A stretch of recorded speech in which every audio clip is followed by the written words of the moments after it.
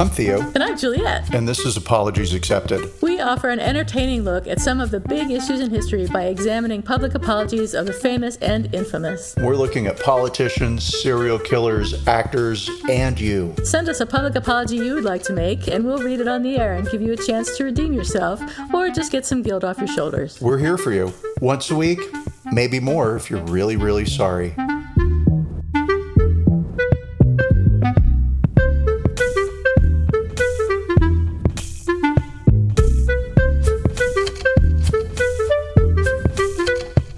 Hi, everybody. This is Apologies Accepted, the podcast. And I'm not Theo. And I'm not Juliet. I can't go that high. I'm not Theo. And Theo, what's shaking bacon this week? Every time you ask me that, I always say, well, nothing. And I'm surprised, too. Anybody's interested in what oh, actually, yeah. So I'm surprised anybody's interested in what I'm doing. But yesterday I was at the grocery store, and the checkout guy, nice guy, just doing his job, Trader Joe's, they make chit chat, right? And so he was like, so what are you doing today? And I was like, somebody's actually interested in what I'm doing. And it turned out I was doing something because the stuff I was buying, I was going to go home and just cook, make some bread, and then make up like a little cheese plate or whatever, and just like play grandma in the kitchen. And so that's what I told him. And he looked at me like that was the saddest thing he'd ever heard. Oh, I know. I think it sounds like fun. Well, it was. I had a glorious time making bread and then eating How's the weather a little bit of it. By the way, is it hot? It was hot yesterday. It was like 91 degrees, which is on the tipping side of warm. It's a little warmer than I like. But then at night it got into the 50s. So that's pleasant. It was cold this morning. Yeah. Yeah. It was nice. When you're here in 2 weeks, it will definitely be in the 80s. And that sounds great. It'll be cooler at night. Sounds perfect. Yeah, the weather should be good. It will not be brutal until, well, I mean, who can predict the weather anymore? I know. Typically, it's not brutal until June, July for sure. Yeah. Okay. Yeah. Well, it's only April, so I should be fine. You've plenty. I'm totally looking forward to it. I'm so excited. I don't care what we do. I don't care if we don't do anything. I think I'm going to have a great time no matter what. You better sign up for a whole lot of nothing, lady, because that's exactly what we'll be doing. That sounds great. We'll probably make oat cakes. Awesome. Let's make oat cakes. Yeah, cool. Why not? That sounds awesome. And then I'm going to take you out back and show you my garden. Yay. And the birdhouses that I've hung up. And yeah. And that'll sounds be perfect. And we'll take a nap. That's just what I do at home. But yeah, no, that was it. And then I'll share this because this morning I had a weird moment where I'd gone out to get coffee. I was driving into the house, and we have this electronic gate, which sounds very fancy. It's not fancy. The guy that owned the house previously, his wife had Alzheimer's, and so he put the fence up in order to keep her from wandering, which is very sad. But the fence has plants growing on it and around it, and so it's cute. Anyway, so I was waiting for the door to open because, like I said, not fancy. It's very slow, and I have to sit in the road. And I saw this lady wandering around, and I was like, fuck, is that one of the neighbors that she needs to say hi and good morning to you? Hello, I'm so friendly. I don't like neighbors. Don't want to know you, don't care. I got enough of my own stuff to do. No, that's cool. Don't bother me. Yep, fine. Nope. Neighbor means don't talk to me. So I could tell that she was like desperate to talk to me, and I on purpose just did not make eye contact. She just kind of kept, and I couldn't tell, like, are you unbalanced in some way? Yeah. Is there a thing going on? You don't look like you are distressed. You don't look like your house is on fire, right? Yeah. You just look like a nosy old lady that wants to say hi. So no thanks. So I get inside and I close the gate behind me with the clicker in the car, and I'm waiting for it to close. And she's standing there watching me right? Now, it takes a good minute for the gate to close. It is not a fast-moving thing. So she's standing, I'm sitting in my car for like 30 seconds. The car's off. I'm in the driveway. I am clearly doing nothing in the car except looking in the rearview mirror at her. Waiting for her to leave. Yeah, she could see me. I could see her. And it was like, Theo, fuck it. Just get out of the car. She's going to come talk to you. Just deal with it. Right? Right.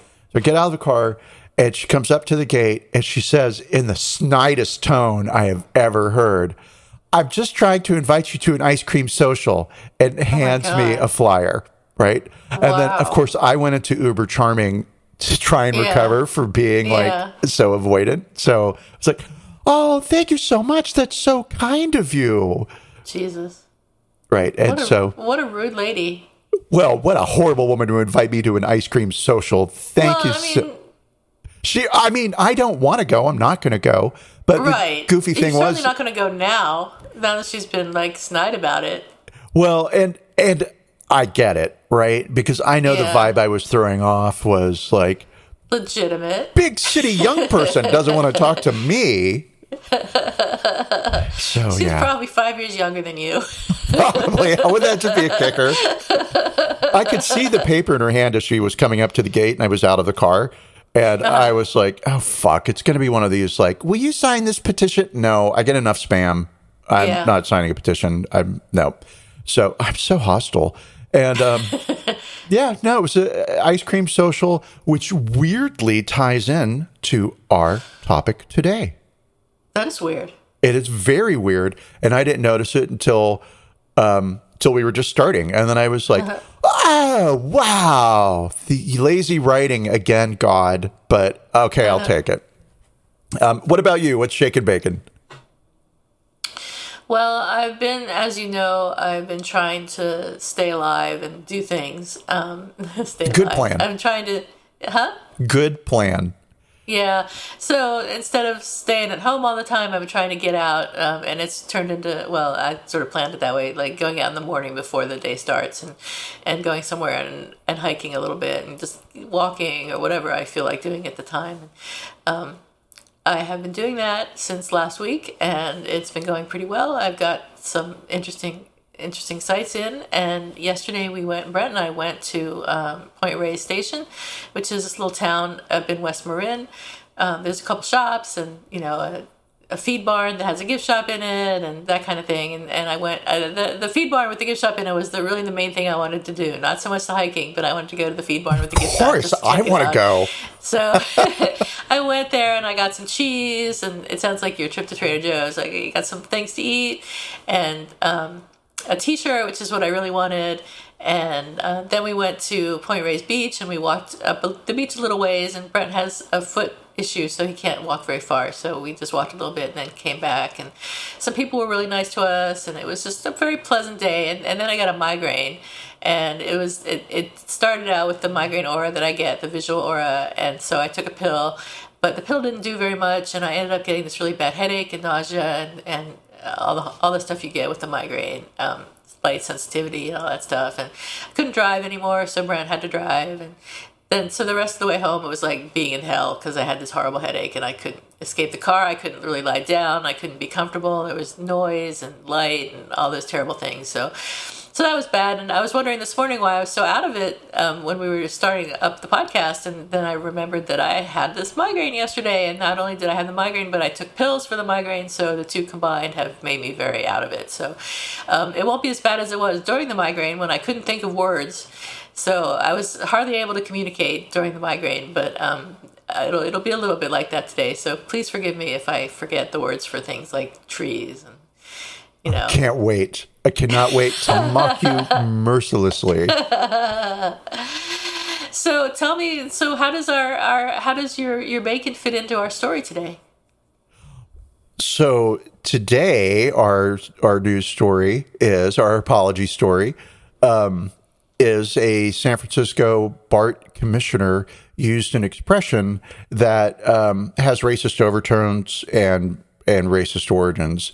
And when I read the story initially, I was like, oh, I know that phrase. I wouldn't have thought of it as racist. I know. But now that I think about it, Right? duh. So without making it a big mystery, the phrase he used was cotton-picking Yeah. something.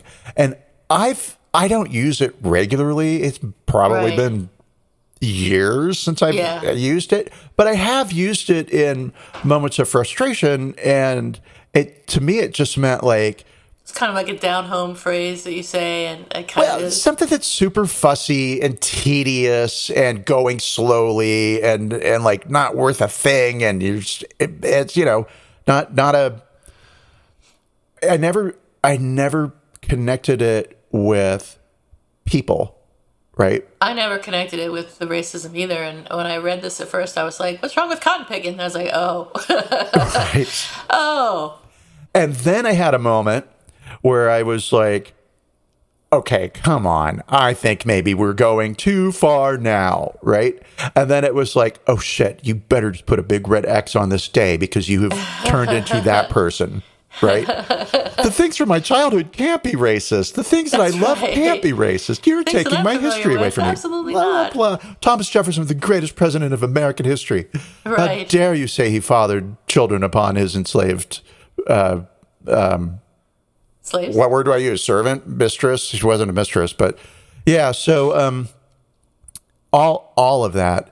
And so then it got me thinking, like, okay, what other common terms have racist origins? And boy, did I find out. And I guess we'll save that for post story. So shall we just jump straight into it? Yeah. So What happened? BART is Bay Area Rapid Transit. That's sort of our train/subway system. And the director of BART is named John McPartland, and he apologized in January of this year for using racist language during a board meeting after a talk on racial equity. So, bad timing, John McPartland. He made the remark while expressing his approval of the racial equity plan presented by Black staff members, which was a group that included Maceo Wiggins, who was the director of BART's Office of Civil Rights. And McPartland said, I find the work that Maceo is doing right now to be so cotton-pickin' inspirational. Now, I don't know where John McPartland is from, but he better not be from the Bay Area, because who is he to use that's a Southern phrase, A. And if he is from San Francisco, he has no right to be using that phrase in the first place. If he's a Southerner, it may be a little bit different, but still not so much racist. But he said to the San Francisco Standard, which is a local publication, that he was not aware of the connotations of the term with regard to African Americans in slavery. And I can believe that. I mean, if you don't think about it and you don't use the phrase very often, you might not really know. I didn't know. Theo didn't know. We just were ignorant and stupid, I guess. Because if you think about it at all, it is very obvious. So we apologize for not getting it. Until somebody else got in trouble for it, right? Somebody else got glad it was him and not me, because yeah, totally. I'm glad I read this before I used it in a meeting. I mean, like I said, it's been years, but yeah, I might have once at some future moment had said something like this cotton picking thing, right? Yeah. I use it whenever I think of it as a term of annoyance. Do you? Yeah. I just sort of, I don't know what I think of it as, but I mean, I'm liable to say, wait a cotton picking minute. Fair enough, yeah. You know, I mean, not frequently, maybe once every day. 7 to 10 years. But yeah. So the general manager of BART, whose name is Bob, sent out an email to the staff after McPartland apologized on Tuesday. And Bob said, the language was insensitive and unacceptable to the staff delivering the presentation, as well as embarrassing to the district. BART is committed to ensuring a workplace free of discrimination and providing a more inclusive and equitable workplace, which sounds good. Thanks, Bob. And John McPartland did apologize and said he's a member of the NAACP, which I'm just like, Bob, come on. You're not helping yourself, Bob, there, yeah. You're not helping yourself. But the kicker is he has a history of making racist remarks. I guess we're not surprised. He told a black lawyer with the ACLU in 2019 that she was, quote, very articulate. And he told the lawyer that she should consider becoming a lawyer. Jesus Christ, Bob. And then in 2020, during a discussion on Black Lives Matter, he said that Robert E. Lee was an exemplary general and said that the Confederate statue should not be torn down. Okay, Bob. John. I'm sorry, John. John. Yeah. Okay, it's John. He claims that he apologized to the attorney after the comment, but he doubled down on his characterization of Robert E. Lee. Robert E. Lee was a military genius, McPartland said. He said that men with racist legacies are part of our history. We should also put up a plaque that says, this is a slave owner and a racist. They should be recognized for both, which doesn't make any sense. Because why are you recognizing someone for being a racist? I mean, I know what he was saying, but... So, yeah, this is going to be like a lot of words, and I'm going to be real careful about how and what I say next, right? Good luck. Yeah, thanks. I'll need it. I get what he's saying, and there is some truth there, right? So, critical race theory looks at American history through the Black experience, and I think it's a phenomenal tool. I think it's desperately needed. And great, right? But at the same time, in that way that white people have made the only story about, we'll use Thomas Jefferson as like the genius signer of the Declaration of Independence and all the amazing stuff. I can't remember a single thing that he did now. All the amazing stuff that he did, and he was president, and now amazing, right?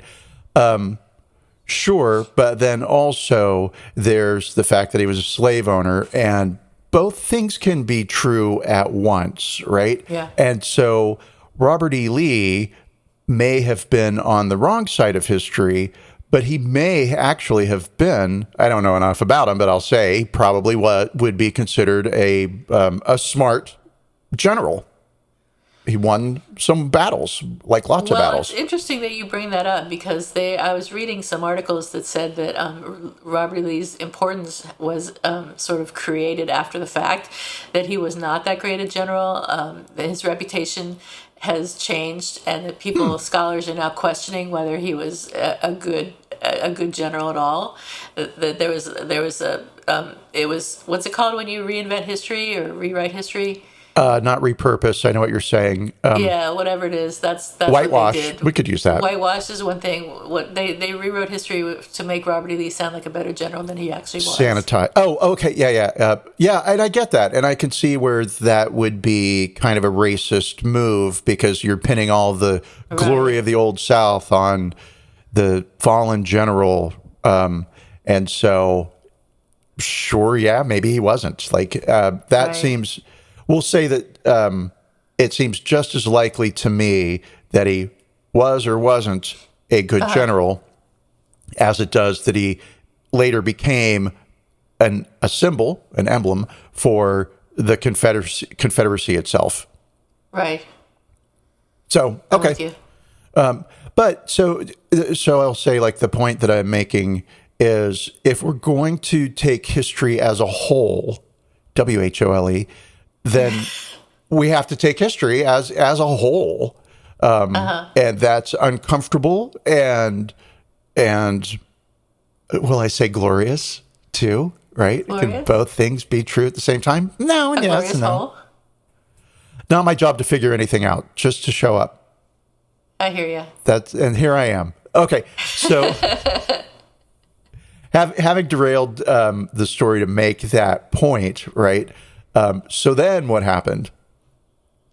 Well, after John McPartland defended Robert E. Lee, he said, I hope I didn't end up digging a bigger hole, which of course he did.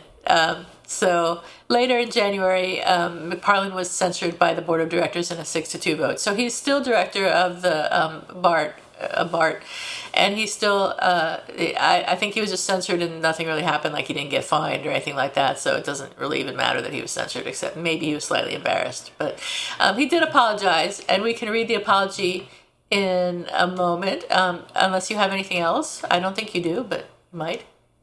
In relation to, well, I do. I have tons of stuff. Yeah. Oh, let's hear it. Yes, because, oh my gosh, did I fall into the rabbit hole?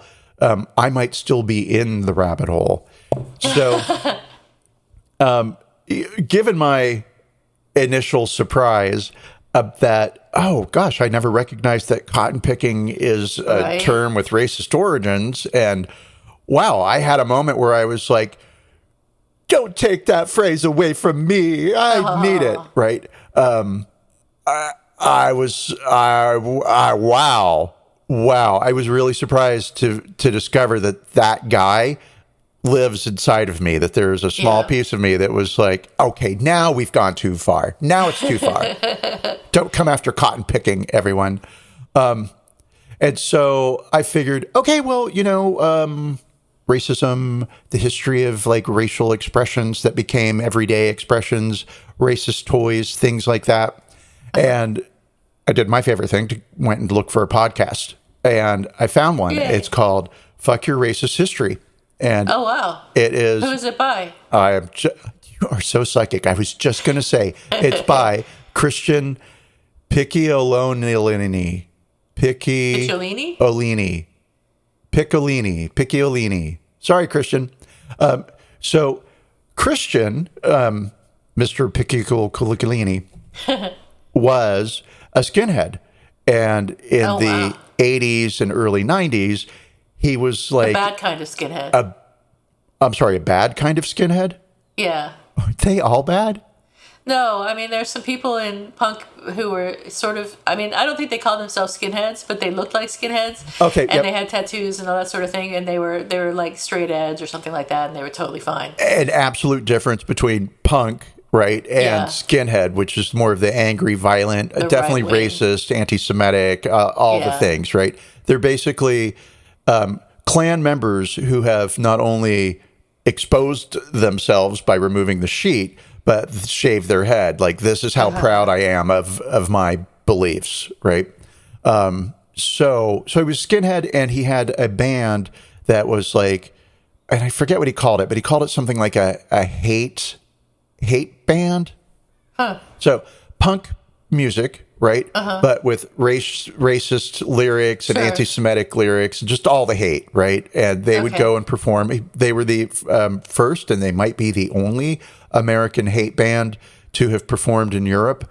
They would go to festivals and white supremacist gatherings and Klan events, and they would play their stuff. Of course, this is pre-internet, and so I don't know how their albums were produced or how their music was distributed, but it was distributed through that network. Probably mail order catalog stuff is my total guess, right? I'm making that up. Don't know. And then he had his conversion moment where he's now an active anti-racist. And I'm going to say, I loved his show. It was really, really interesting. I was uncomfortable in moments because it was like, I get he's anti-racist, but given his past, is this sort of his excuse to get behind a microphone and say these words? But his perspective, and he doesn't say the words, he's quoting people who say the words, right? Okay. Or he plays a clip of somebody saying the word, right? And the use of the language is very appropriate to the story that he's telling, and he's taking a historic look at periods. So it all makes sense. But I was still like, should I be listening to this? But yes, I should, right? Because I'm totally on board with his perspective. Anyway, so he shared in his podcast that Dylan Roof, the guy who went in and shot 9 people in a church service, in South Carolina, was a fan of his music, of his own music. Wow. And he was horrified by that. And he said this like really incredibly moving thing about not so much reparation. And I'm trying to think of the word. Oh God, I've caught what you had. Sorry. I can't think of the word. It's all my fault. When the regret in and of itself is not enough, right? And atonement also in and of itself really is not enough. And he's much more artfully expressive than that. So that's my long story about listening to his show about racist toys and from childhood, right? And the point that he was making was that we as a society, all people, absorb the lessons of racism, that white is superior and everything else is inferior, and that it's presented in any number of different ways. So he started off reminding us about the Dr. Seuss books. So there were 6 books that had rather racist caricatures that appeared on the pages. And the Dr. Seuss company itself, the publisher, officially took the books out of print and said they would no longer be making them. But the books hadn't been in circulation for a really long time anyway because of the caricatures, right?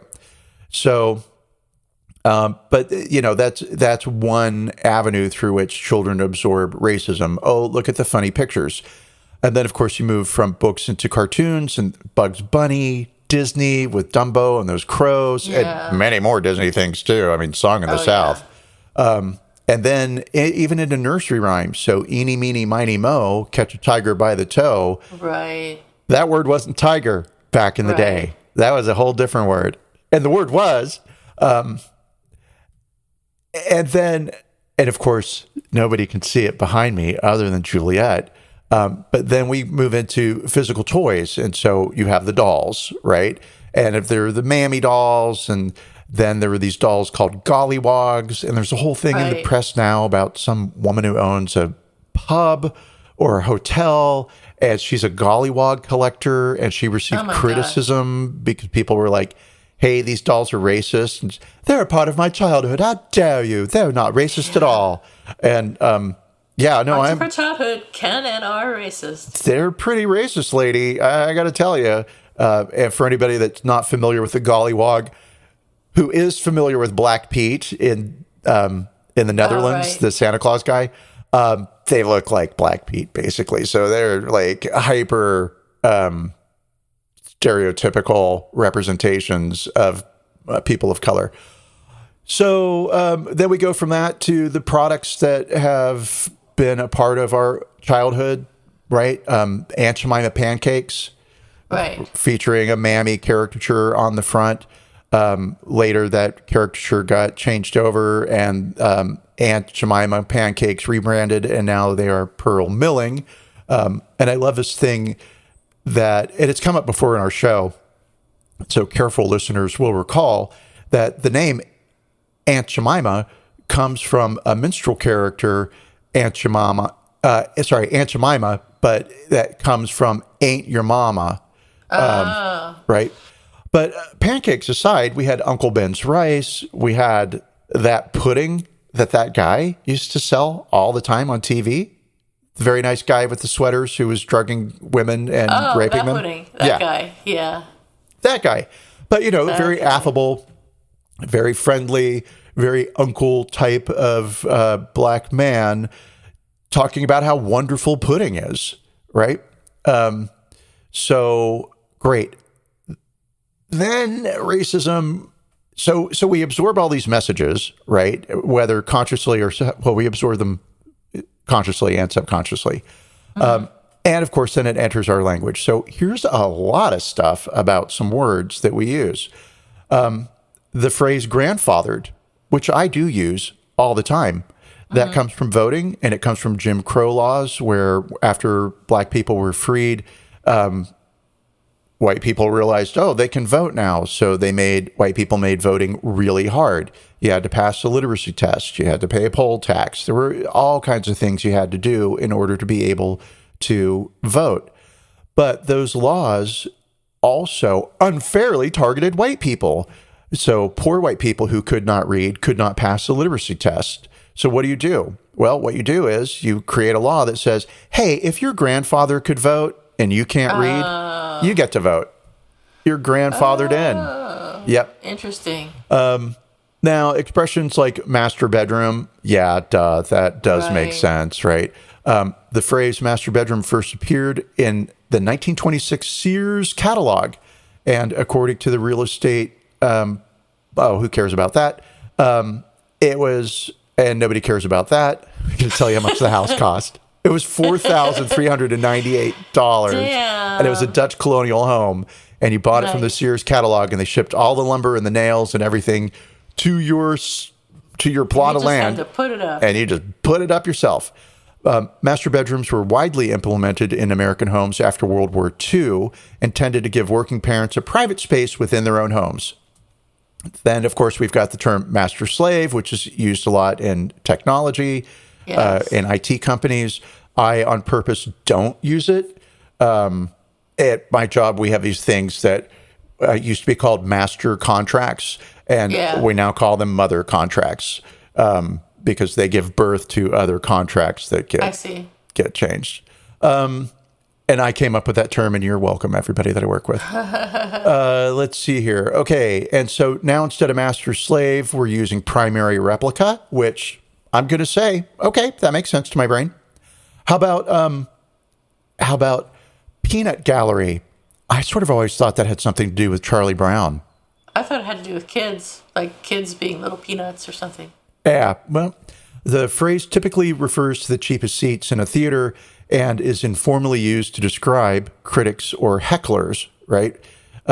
So when somebody says, no comments from the peanut gallery, it implies that a certain group of people are being rowdy.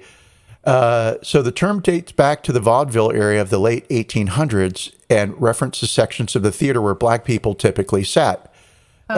Jeffrey Barg, who writes a language column for the Philadelphia Inquirer, noted recently that the first documented use of peanut gallery appeared in the New Orleans Times-Picayune in 1867, and the term was cemented in pop culture in the 1940s on TV through the Howdy Doody show.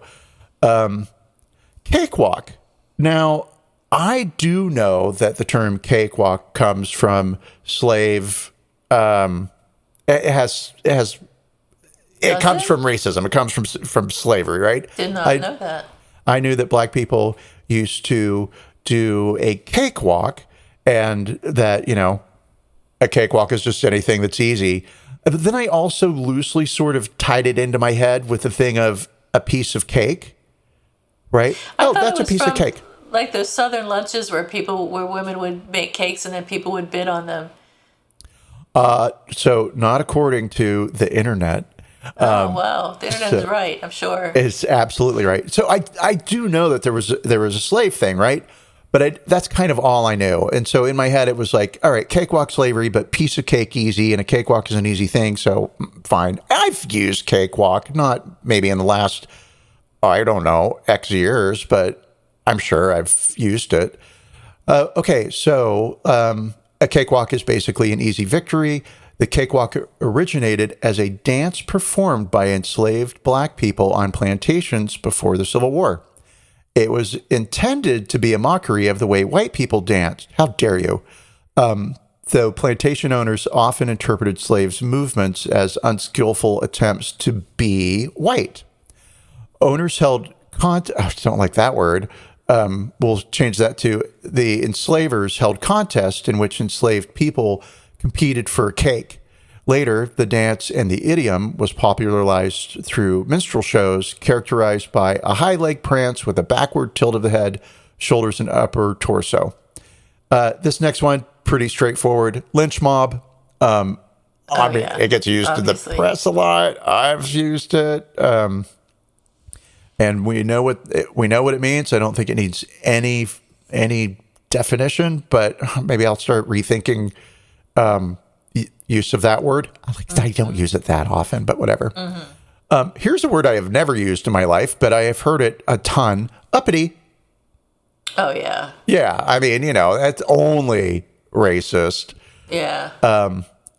Blackball, black mark. Sure, right? Okay. Is it going too far here? Potentially, maybe there's an argument that could be built for it.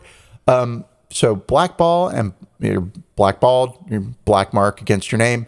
The terms both imply wrongdoing. If you bear a black mark, you've done something that people hold against you. If you've been blackballed, you've been banned from joining an organization because of something you've done. Is that supposed to be racist just because the word black is in it, or is there more nuance? That's the argument. That's it. Okay. The phrases didn't originate in times of slavery, but the use of black to describe things that are wrong is subconsciously racialized, according to Douglas Longshore, a UCLA researcher who published a study in 1979 on color connotations and race. Black has connoted evil and disgrace, while white has connoted decency and purity. Okay. I mean, well, I'm willing arguable. to change my usage of the words if there's any risk that racism is going to be implied. So Right. And here's the you thing. go. I'm not married to any word other than cotton picking, apparently. So if, we need to stop using it, cool. I don't care. There's plenty of words in the English language. That's great. Sold down the river. I maybe once have used that, and I think that pretty much speaks for itself. In the 1800s, black slaves were literally sold down the river. Slave traders traveled along the Mississippi River, selling enslaved people to plantation owners further south. The further south you went, the worse things got, apparently. Yikes. And there were, in the deep south, inhumane conditions and brutal labor that often ended in death. And I think I don't want to say the real thing there. I'll say what added to that was mosquitoes. So the further south you went, the more likely you were to die from dysentery, malaria. Yes. Whatever it is that people got. Whatever. Yikes. Whatever. Here's one I use all the time. And I use it when I'm driving and I'm in the midst of road rage. And I will have to stop using it. Right? Chop, chop. Chop, chop, hurry up. Why you should stop using it. This phrase comes from the Cantonese word cop, or make haste. It is generally used condescendingly to someone that the speaker considers to be below them in status, which is why I use it in road rage, which only worsens the fact that it's making fun of the pidgin English spoken by Chinese immigrants. Oh. Okay. All right. Okay. I can get that. Eskimo. Yeah. Eskimo. Yeah. Comes from the Danish word borrowed from the Algonquin, Askimuk. Okay, fine. I'm doing my best, everybody, which literally means eaters of raw meat. And so I called somebody's dog an Eskimo dog one time and was immediately horrified that I had done that. It was a husky. Yeah. The minute you said Eskimo dog, I was like, oh, totally, with the blue eyes. Right. I know exactly that dog. I said that and I was like, oh shit. Oh God. I'm so sorry I called your dog an Eskimo dog. It's a husky. I'm so sorry. Oh, that's cute. And also terrible. How horrible of you. Long time no see. Long time no see. That's racist? Well, it derives from broken English used by non-native English speakers. Meant to be funny, this particular phrase mocks the way Native Americans and Chinese people speak. Oh my God. Or spoke English. No can do. I can't do it. Why you should stop using it. Basically, it's making fun of broken English spoken by Chinese immigrants who came to America in the very early 20th century. Mumbo jumbo. I'm like, I don't use it a lot, but I sure have. Use it. Yeah. Let's see. This expression derives from the name Mama Jumbo, a character often portrayed by a male dancer in West African Mandinka cultural ceremonies. British explorers in the 1730s, so this is only going to go to bad places, got his name wrong and found him terrifying and grotesque and the rituals meaningless. Hence the derogatory use of the nickname to indicate that something is unintelligible nonsense. Wow. Hip hip hooray.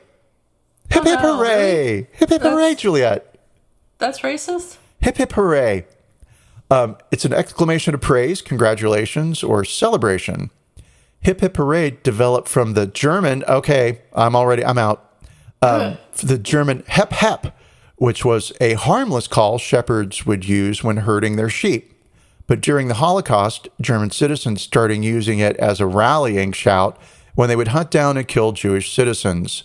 And the phrase's anti-Semitic undertones go as far back as 1819 with the Hep Hep riots, a time of both Jewish emancipation from the German Confederation and communal violence against German Jews. Now, I know this next one will be heartbreaking. Yes, the national anthem. Can you believe America was founded on slavery? What? America's racist? Yes, it's hard to believe that, I know. And now I have to share this very sad, bad, no good news with you. I know how much you love the national anthem. That's my favorite song. I bet it is. And if Genesis, War of 1812. The Americans were fighting the British, and this guy, Francis Scott Key, witnessed a battle, saw the American flag standing proudly in the midst of all these exploding bombs. And so he wrote a poem, set it to music. The song, and I guess it was already an existing it was an existing melody. I don't know enough about the melody. I didn't care. But so the song was not officially adopted as the national anthem until 1931, and not the full entire song, but just like the first verse or two. So there are more than 4 verses, but I think we basically only sing the first one. I probably only know the way it begins. Verse 4 mentions enslaved people joining the British and fighting against Americans. The British had promised enslaved people land if they would join the British military and fight those horrible Americans. The song itself was anti-British, but in 1931, when the song was officially adopted, U.S. and Britain were friends. They'd become allies during World War I. And so we weren't going to have a song that insulted our new British friends / British cousins, right? So Francis Scott Key, the guy who wrote the song, was a slave owner. He idolized Thomas Jefferson, and who was also a slave owner. They both opposed slavery in principle. Francis Scott Key even viewed himself as an anti-slavery reformer. However, he's no hero, right? So he owned slaves, but also thought that he shouldn't have the right to. He wasn't a fan of abolition.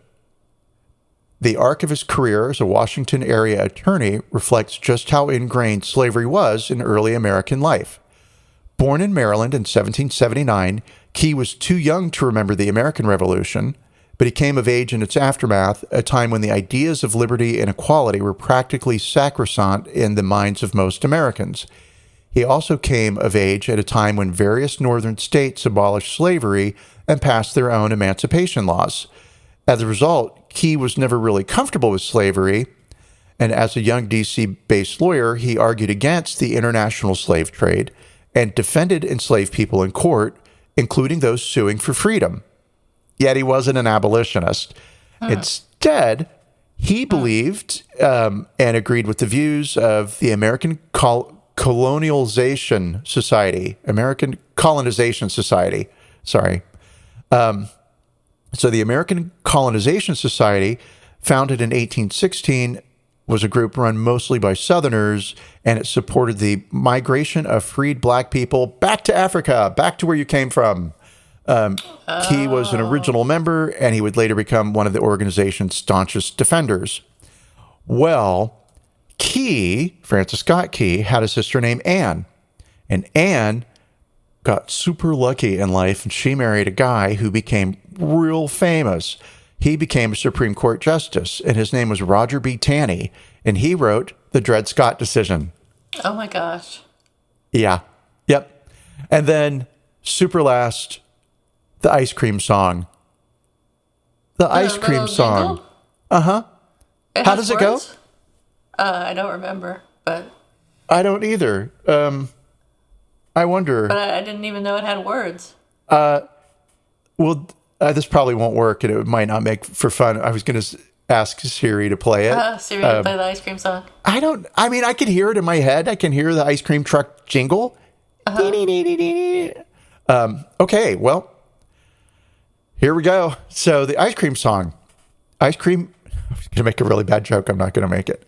Okay. Yeah, I'll tell you off air. I was like, oh, that's so funny. No, it's not. Don't do that.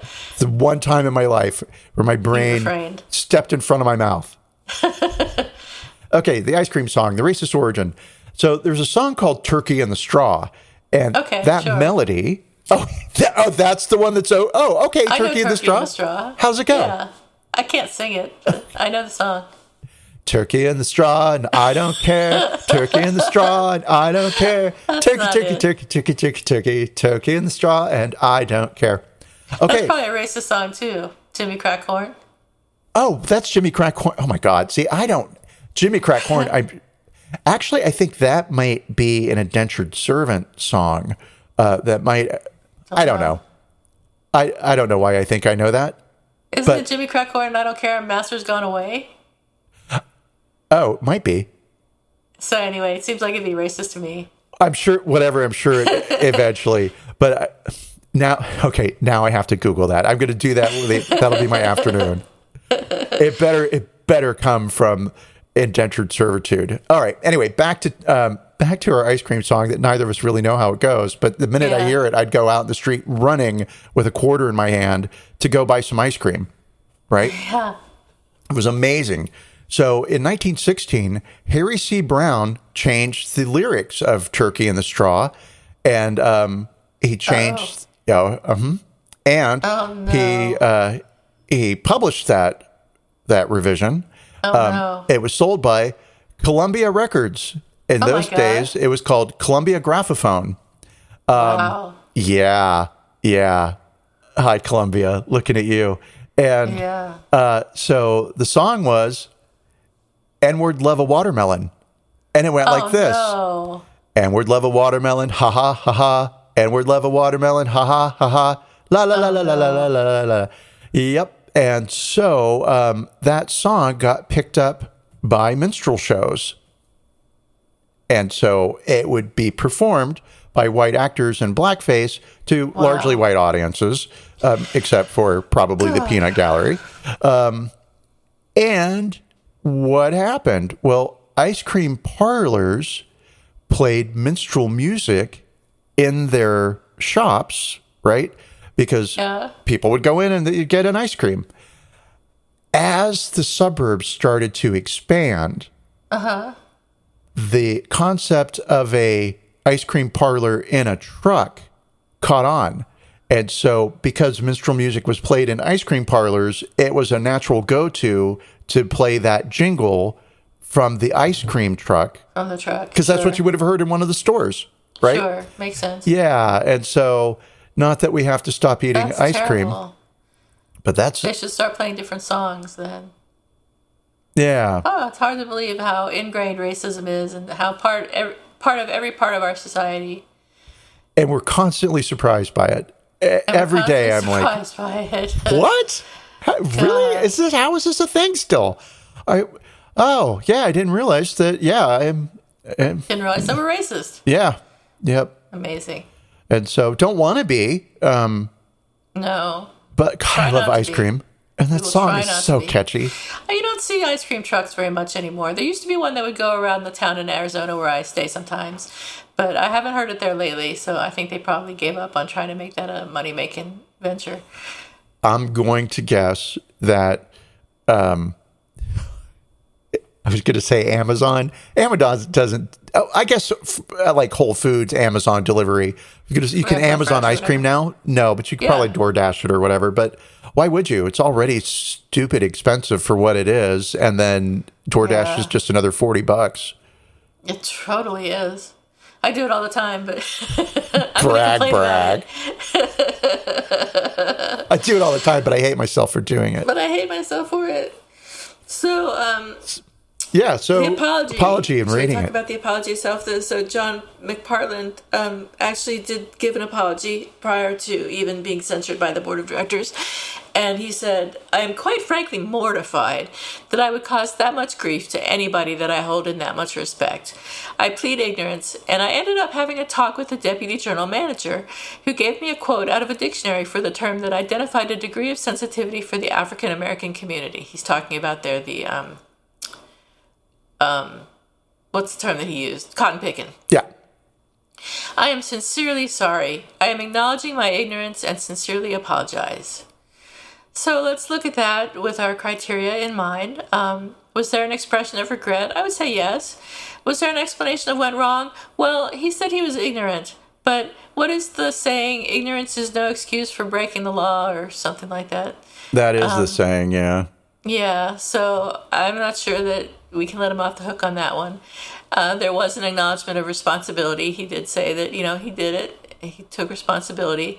There was a declaration of repentance. There was no offer of repair. He didn't say, I'm going to do X, Y, and Z to make up for what I did, which would have been nice. And there was really no request for forgiveness. I mean, he said he was sorry, but he didn't say, please forgive me or anything like that. But I think that given his background of having made racist comments in the past, I think he's more than a little bit careless about the terms that he uses, and perhaps even intentionally has used some terms that are a little bit or flat out racist. So I'm not going to let him off the hook with this apology, and I'm going to rate it a 4. Okay, here's where we differ. Okay. Because when I first read it, I was like, oh, solid 8. Yep. I love that you're horrified. I love that you've said that. I love that you're taking ownership that other people are offended, and while you didn't, and that you're horrified that you offended these people. I love that you've used the word respect, that, you've horrified people that you respect. And then, as usually happens, when you went through the criteria, which I need to get a list of, right? Yeah. This is only episode 129. I'm sorry. I'll send it to you. No, I have a list. I just never open it and look at it. Of course, I helped create the list, I'm sure. Did, that's true. Yeah. Or if not, I was probably like, fine, I love it. Yep, worked great. So I went from an 8, because also it's like, well, Theo, you had that reaction of like, cotton-picking, that's hardly a word at all. Right? That's not offensive. So probably recognize like, oh, that could be me in some time. But let's give his apology real high mark. But I think now, after more careful consideration, 6. I'm going to give it a little better than average, and here's why. I like that what he has said is, I am sorry that I have hurt people that I respect. And yes. So I don't know why I like that so much, but I just do. Because it hurts, because I get it, right? It's like, because I respect you, the fact that I've hurt you makes it even worse for me.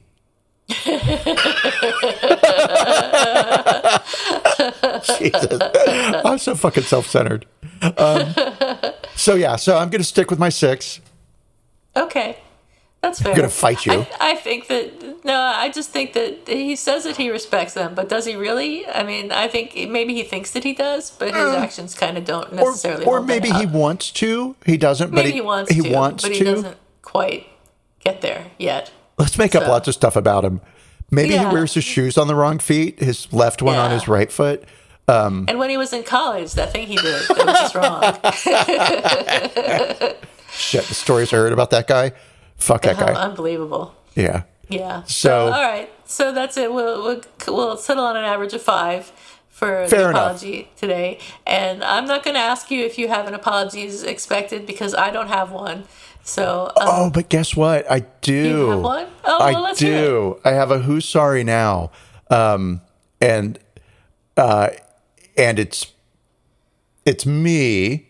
I'm the person who's sorry.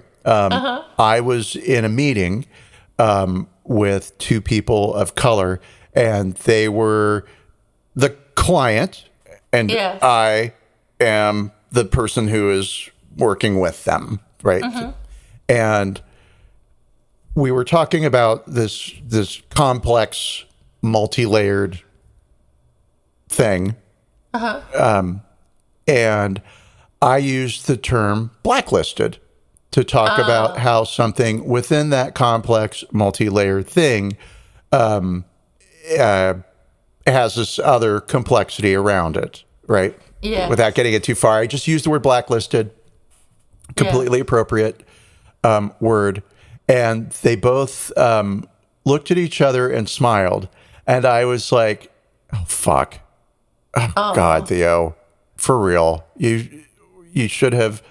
And it was, I don't want to say like, it was just a word, but in my brain, it was just a word, right? Right. And it's a word that has a very specific connotation for me. Right. And in that instance, it was the word that when used to describe the other complexity in this multi-layered nuanced thing.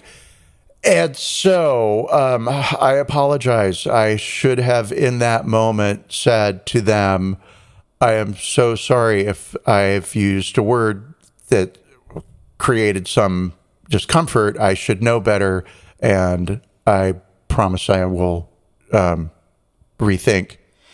Did you realize in the moment that they were looking at each other because of the word that you used? Yeah. I probably wouldn't have realized. Oh, yeah, in a hot second. Yep. Oh, really? Yep, because... it probably wouldn't have occurred to me before this episode that was even a questionable word.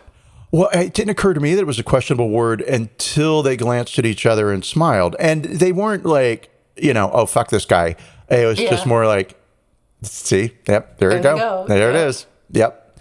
And like, sorry, I mean, obviously, I would never intentionally use words that would hurt somebody's feeling, particularly in a professional environment.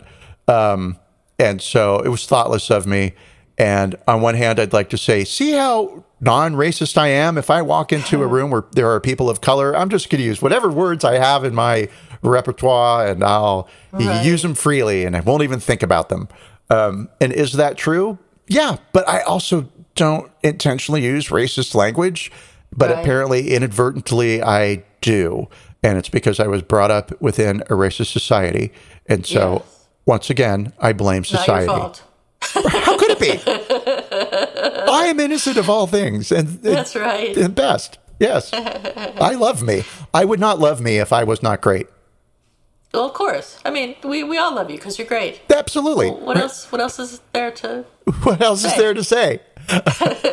So anyway, so that's my rather stumbling who's sorry now, because I realized I used the expression if, like, it's not right. If I offended you. It's not if I offended you. If I amused you or if I offend you, I apologize for one and not the other. You get to figure out which is which. Oh my God. Going straight to hell in a handbasket. I can't wait to get there. So many donuts. In hell? Yeah, Linda Berry, Donut Hell. Oh, okay. Yeah. That's been a while. That's a deep inside baseball. That's a throwback. Hello, 1983. You're still beautiful to me. I actually do have an apology. I thought of it last week. I thought of it while you were talking, Theo. While you were going on and on, I had plenty of opportunity to think of an apology. No, and this is one probably you're not expecting it, but this is an apology to you. And I'm not. I have thought about this every day, not every day, but let's say every day since I got married. And when I got married, you were there, and it was wonderful to have you there, and James, and it was just absolutely like a lovely day, and I will always remember it fondly for very many reasons, including that I got married, haha. But it was just absolutely lovely. But I apologize to you because I made you go and get my flowers from the flower shop, and I have always felt bad about that. Ever since I have felt, I don't even remember. I don't remember. Kind. You and James were so kind. You took my mother and my father from the hotel to the church where we got married, and it was so generous of you to drive them there, and I'm so grateful. And also, after that, I asked you to go get the flowers from the flower shop, where was down the street a ways from the church. And I don't know how you found the flower shop in the first place, because it was not a place you were familiar with, and I made you go and get the flowers to James, and I have felt guilty for that ever since. So thank you again for getting the flowers for me. You really participated in that day and made it such a wonderful day, and I'm very sorry that I used you. Are you kidding? You know, I was delighted to have a mission, a job, something to accomplish, something that was helping. I couldn't have felt more excited and honored than if you had said, like, please be my best man, and just march down the aisle behind me or whatever. So anything to help too. I don't remember that at all. So if Once it again, alleviates, proving that you're the best. Well, I mean, duh. Duh. We start with the answer. That's why we love you. And the answer is excellent. And then we work backwards. How did we get to excellent? That's right. We got there through marvelous ways.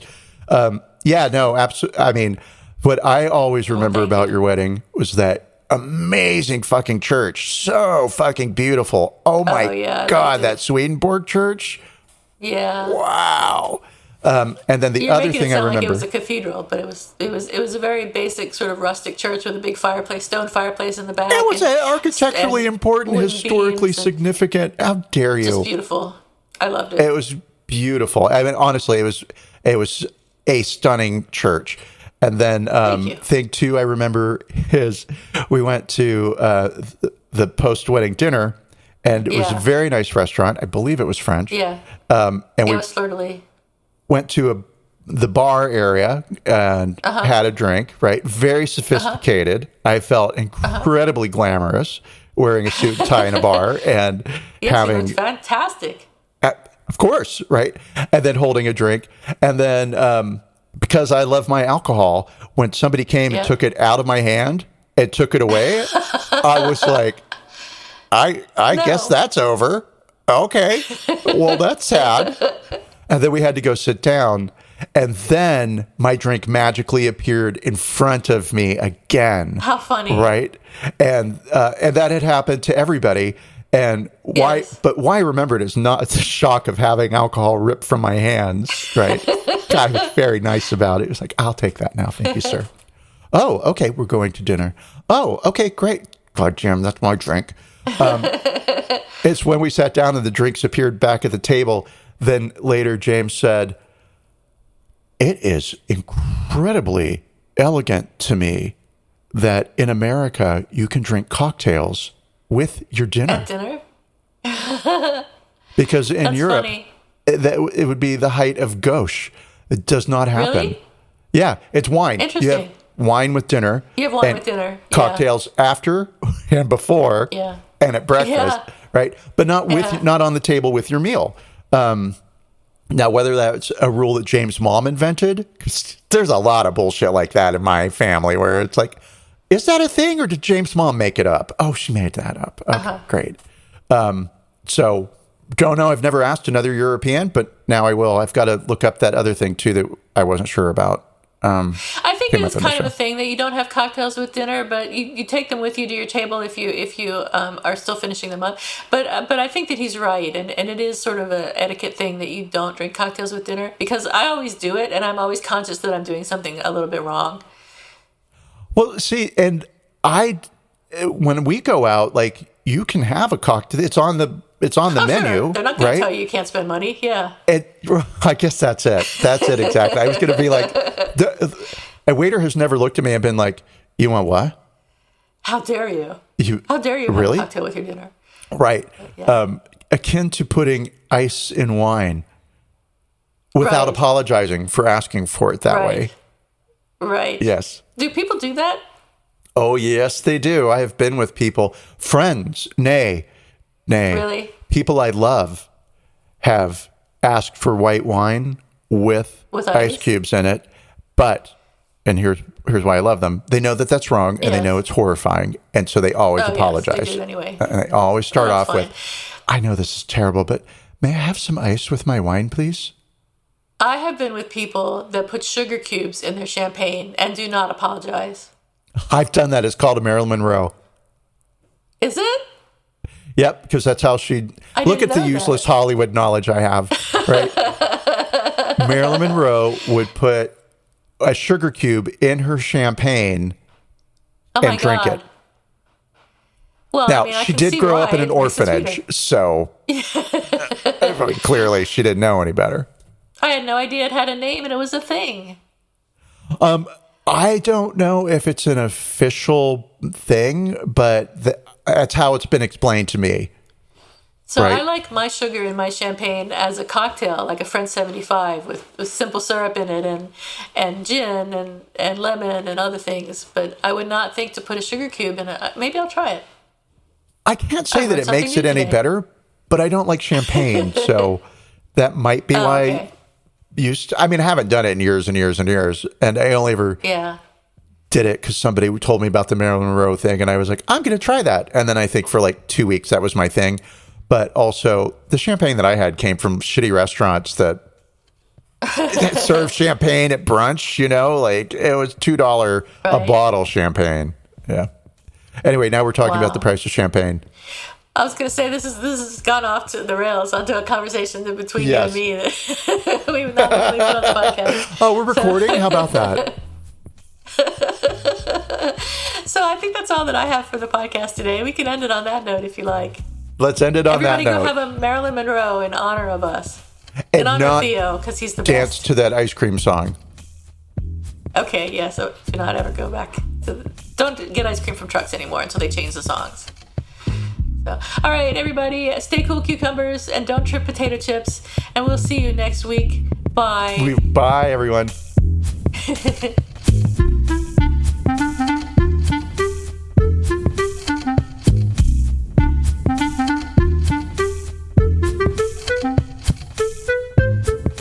Thank you for listening to Apologies Accepted, the podcast. You can find links to the articles and the sources in the show notes. To submit an apology or find out more, visit us at apologiesaccepted.net, where you can also find our merchandise. We're on Twitter at Apologies Accepted. And on Instagram at apologies.accepted. You can support our important work at Patreon.com/Apologies Accepted. And fuck Facebook. Bye. Bye.